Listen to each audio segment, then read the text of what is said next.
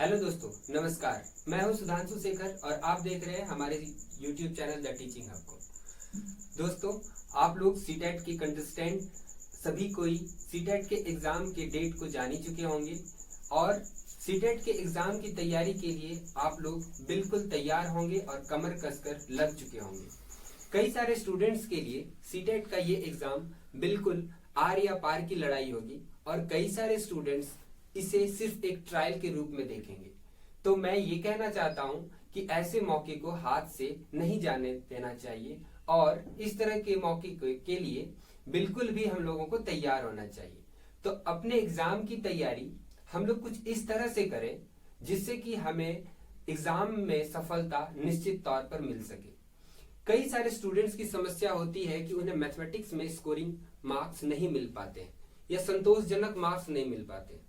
हमने देखा है कि कई सारे स्टूडेंट जिनका मैथमेटिक्स में अच्छा पकड़ था, अच्छी समझ थी, उन्होंने प्रथम प्रयास में ही सीटेट के एग्जाम को अच्छे मार्क्स से क्वालिफाई किया। और कई सारे स्टूडेंट्स के ऐसे भी उदाहरण मिल जाएंगे सिर्फ मैथमेटिक्स की वजह से उनके सीटेट क्वालिफाई नहीं हो पाए। तो हम लोगों ने इस मुहिम में ये प्रयास किया है कि हम अपने व्यूअर्स को, अपने फ्रेंड्स को और दूर दराज में रहने वाले स्टूडेंट्स को जो सीटेट के एग्जाम की तैयारी कर रहे हैं उनके लिए कुछ ऐसा वीडियो सीरीज लेकर आऊं जो आपके मैथ के डर को दूर कर सके। मैथ के लिए हर स्टूडेंट के मन में एक अजीब सा, खौफनाक सा या भयानक सा चेहरा बना रहता है कि मैथ्स एक डरावना विषय है। लेकिन मित्रों, यह बिल्कुल भी डरावना विषय नहीं है, यह एक मनोरंजक विषय है और आज हम लोग देखेंगे कि यह एक मनोरंजक विषय कैसे है। हम लोग आज सीटेट के मैथ्स सेक्शन के पेपर 2 की तैयारी करेंगे, उसके बारे में चर्चा करेंगे। सीटेट के पेपर 2 का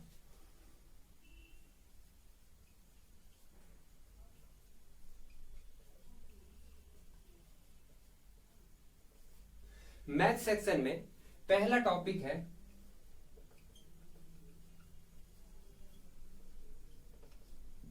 नंबर सिस्टम। कई सारे स्टूडेंट्स के लिए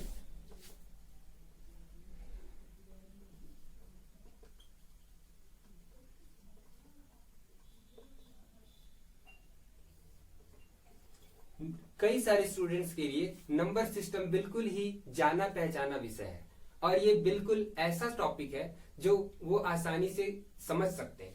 लेकिन बहुत सारे स्टूडेंट्स के लिए ये एक गंभीर और डरावना विषय हो जाता है। क्यों?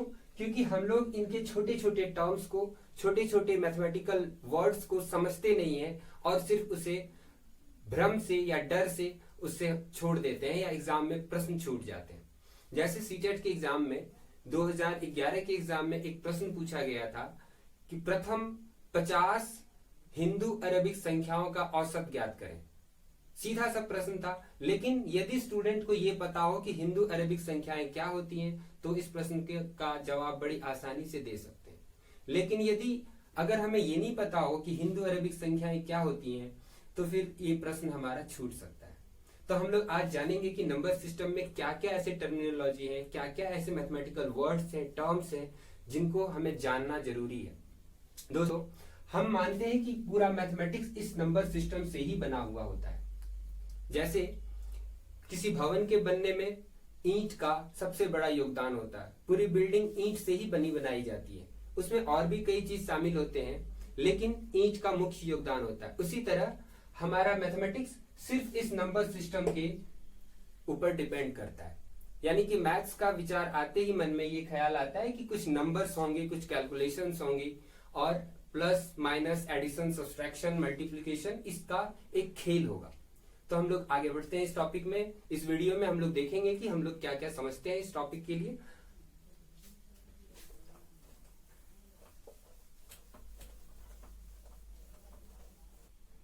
हम लोगों के पास मूलभूत अंक कुछ दिए गए हैं।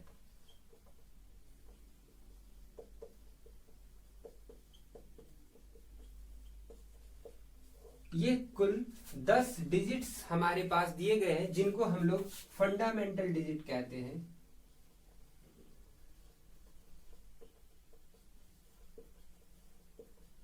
फंडामेंटल डिजिट्स या मूलभूत अंक कहते हैं।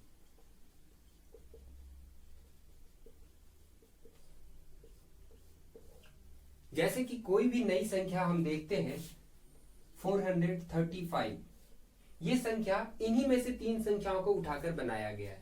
हम लोग एग्जाम्पल लेते हैं 87, ये संख्या इन्हीं संख्याओं में से किसी दो को उठाकर बनाया गया है। यानी कि जितनी भी मैथमेटिक्स में संख्याएं हम लोग देखते हैं वो इन्हीं 10 अंकों के खेल से बनता है।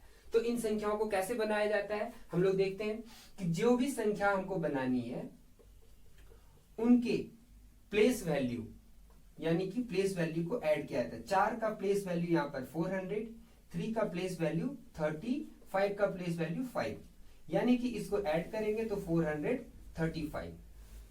इसको हम लोग एक और एग्जांपल से समझ सकते हैं कि जितने भी स्थान पर जो संख्या है उसके मान से 7 इकाई स्थान पर है 7 इंटू 1, 8 दहाई स्थान पर है 8 इंटू 10।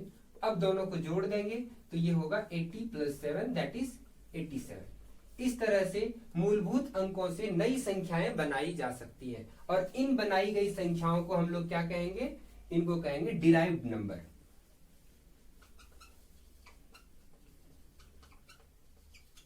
इसको हिंदी में कहते हैं व्युत्पन्न संख्याएं।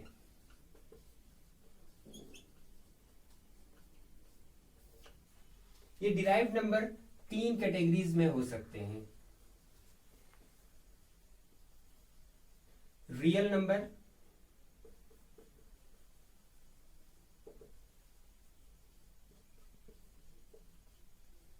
इमेजिनरी नंबर,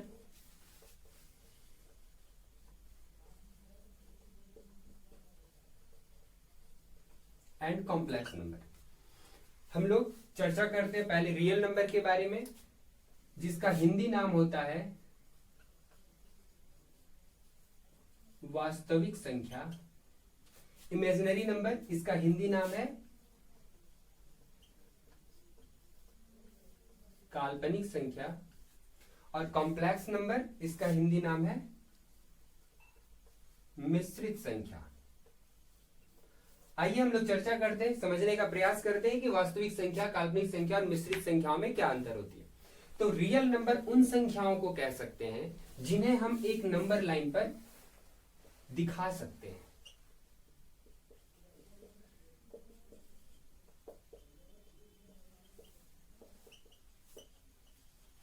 ये नंबर लाइन है हमारा, इस पे हम जिन संख्याओं को निरूपित कर सकते हैं, जिन संख्याओं को चिन्हित कर सकते हैं, वो सभी संख्याएं रियल नंबर कहलाएंगी।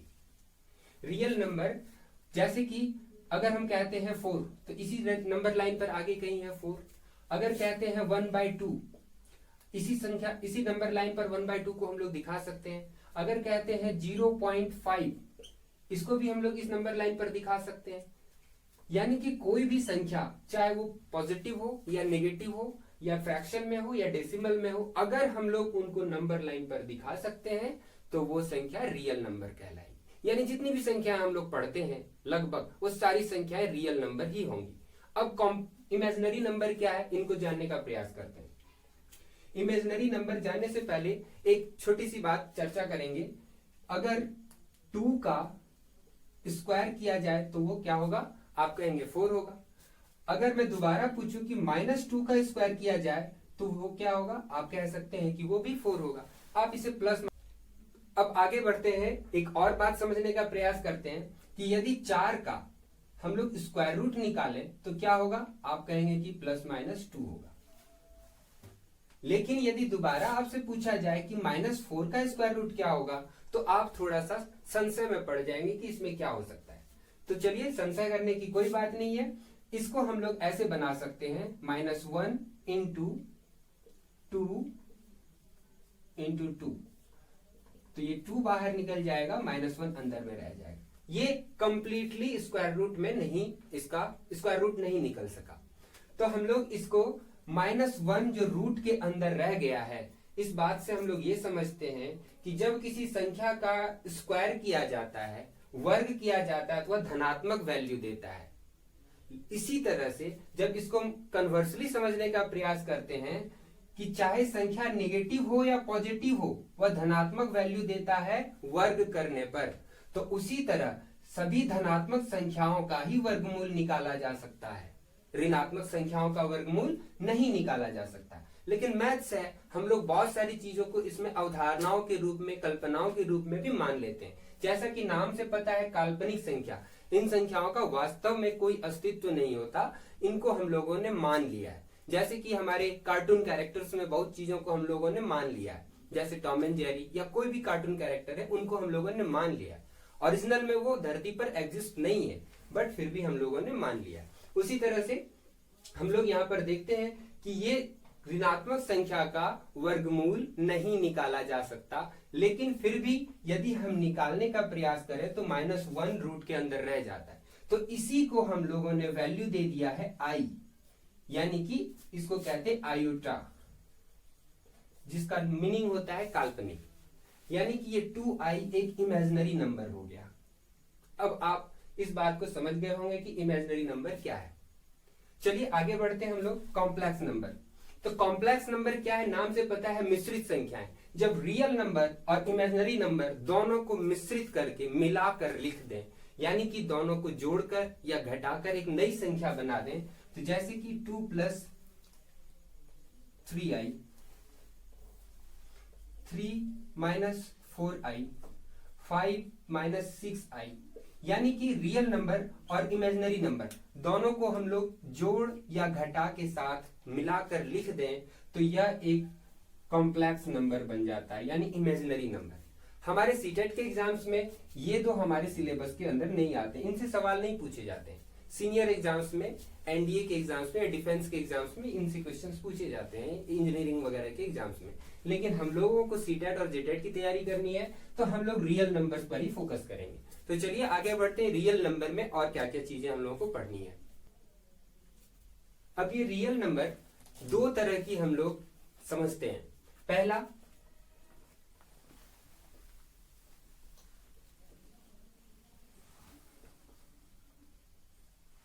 रैशनल नंबर,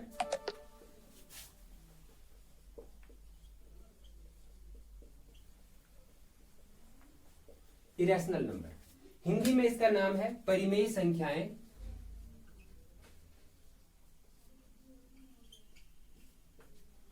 अपरिमेय संख्या।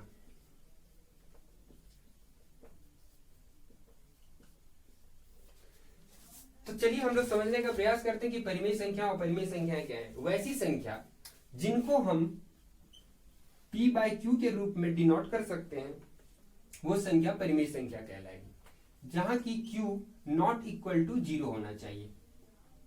इस बात को फिर से समझेंगे, p/q के रूप में जिस संख्या को हम लोग डिनोट कर सकते हैं, दिखा सकते हैं, जिसमें q नॉट इक्वल टू 0 हो, वो परिमेय संख्या होगी। जहां p और q क्या होने चाहिए, p और q पूर्णांक होने चाहिए। पूर्णांक किसको कहते हैं, कंप्लीट वैल्यू जो दे, जो नॉन डेसिमल हो, जो फ्रैक्शन में नहीं हो, वो पूर्णांक होते हैं। जैसे 4 हो गया, 5 हो गया, 6 हो गया, 2 हो गया, ये सारी क्या चीजें, पूर्णांक है, कंप्लीट नंबर्स है। तो p और q, p/q के रूप में हो वो संख्या, q नॉट इक्वल टू 0 हो और p एंड q पूर्णांक हो, उन संख्याओं को हम लोग रैशनल नंबर या परिमेय संख्याएं कहते हैं। चलिए हम लोग एग्जाम्पल के तौर पर लेते हैं, कोई भी संख्या 1/2 ये एक परिमेय संख्या है, 3/4 ये एक परिमेय संख्या होगी। क्यों, क्योंकि ये p/q के रूप में है और हम लोग इसको q नॉट इक्वल टू 0 है और हम लोग p और q को पूर्णांक जान रहे हैं कि पूर्णांक है, तो ये परिमेय संख्या होगी। 22/7 ये भी पूर्णांक है, ये भी परिमेय संख्या है। अब एग्जाम्पल लेते हैं हम लोग अपरिमेय संख्या के बारे में समझते हैं। अपरिमेय संख्याएं वो संख्याएं होती है जिनको हम लोग p/q के रूप में नहीं दिखा सकते, p/q के रूप में उसको हम लोग नहीं दिखा सकते, वो अपरिमेय संख्याएं हैं। यानी कि ये नॉन टर्मिनेटिंग होगा, नॉन टर्मिनेटिंग डेसिमल्स होगा और नॉन रिपीटिंग डेसिमल्स होगा। यानी कि ऐसी संख्याओं को हम लोग p/q के रूप में नहीं दिखा सकते। लेकिन यदि हम लोग एक और x के बारे में एग्जांपल है कि जितनी भी करणियां होती हैं, √2, √3, √5, इन सब का मान कंप्लीटली नहीं निकाला जा सकता। डेसिमल के बाद ये चलते रहेगा, क्रम रूप से ये चलते रहेगा। इसको हम लोग अपरिमेय संख्या जानते हैं। जितने भी गणितीय प्रतीक हैं, जैसे पाई हो गया, ग्रेविटेशनल जी हो गया, स्मॉल जी, ये सारी क्या चीज है? अपरिमेय संख्याएं। मैथ्स में एक ऐसी नंबर है, एक ऐसा नंबर है जो कभी परिमेय संख्या के रूप में जानी जाती है और कभी अपरिमेय संख्या के रूप में। कई बार एग्जाम्स में सीधे सीधे ये पूछ लिए जाते हैं कि पाई एक परिमेय संख्या है या अपरिमेय संख्या। तो हम लोगों ने यहाँ पर क्लियर किया है कि पाई एक अपरिमेय संख्या है, लेकिन यदि 22/7 पूछा जाए तो वो एक परिमेय संख्या है। क्यों? तो आप कारण बता सकते हैं कि ये p/q के रूप में दिखाया जा सकता है और q नॉट इक्वल टू 0 है। तो हम लोगों ने ये क्लियर किया कि परिमेय संख्या क्या है और अपरिमेय संख्याएं क्या है। आप लोग ये याद रखेंगे कि जितने भी मैथमेटिकल साइन होते हैं, सिंबल होते हैं, गणितीय प्रतीक होते हैं, वो सारे अपरिमेय माने जाते हैं। इनका कंप्लीट वैल्यू नहीं होता है। तो हम लोगों ने आज के सेशन में ये क्लियर किया कि फंडामेंटल डिजिट्स क्या होते हैं, डिराइव्ड नंबर क्या होते हैं, डिराइव्ड नंबर कैसे बनाया जाता है फंडामेंटल डिजिट्स के प्रयोग से, और real number, complex number, imaginary number, इन चीजों को हम लोग समझे हैं। अब हम लोग देख रहे हैं कि रियल नंबर के भी दो पार्ट्स होते हैं, दो तरह के नंबर होते हैं, परिमेय संख्या और अपरिमेय संख्या। इन दोनों को भी हम लोग अच्छे से समझ चुके हैं। आज के वीडियो में हम लोगों ने देखा नंबर सिस्टम के तहत छोटी छोटी टर्म्स को, छोटे छोटे मैथमेटिकल वर्ड्स को, जिनसे अधिकतर स्टूडेंट परेशान हो जाते हैं, उन चीजों को आज हमने सीखा। और अगले वीडियो में हम लोग लेकर आएंगे नंबर सिस्टम के अगले भाग में, देखेंगे कि और भी कई संख्याएं, natural numbers, whole numbers, prime number, composite number, even number, odd number, इन सारे बातों को, इन सारे मैथमेटिक्स टर्म्स को हम लोग अगर अच्छे से समझने का प्रयास करेंगे तो मेरा उम्मीद है, मेरा विश्वास है कि जरूर आपको गणित रुचिकर और आसान लगने लगेगा। तो आइए अगले वीडियो में हम लोग मिलते हैं इन सारे टर्म्स को लेकर। इससे पहले मैं वीडियो को कंक्लूड करने से पहले मैं क्लियर कर दूं कि हमने पहले पूछा था, वीडियो की स्टार्टिंग में पूछा था कि हिंदू अरेबिक संख्याएं क्या होती हैं, या हिंदू अरेबिक प्रथम 50 हिंदू अरेबिक संख्याओं का औसत क्या होता है। तो हम लोग सीखेंगे नेचुरल नंबर्स को ही हिंदू अरेबिक संख्या कहते हैं।